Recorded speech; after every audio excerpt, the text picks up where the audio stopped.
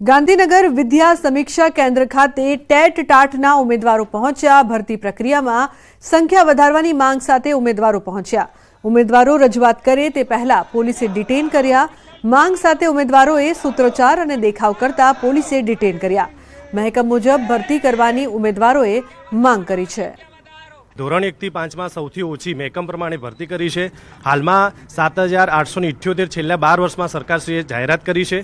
હાલ ગુજરાત રાજ્યમાં કુલ ધોરણ 1 થી 5 માં પીટીસી ટેટ 1 ઉમેદવારો માટે 21,354 31 માર્ચ 2025ની સ્થિતિએ જગ્યા ખાલી છે।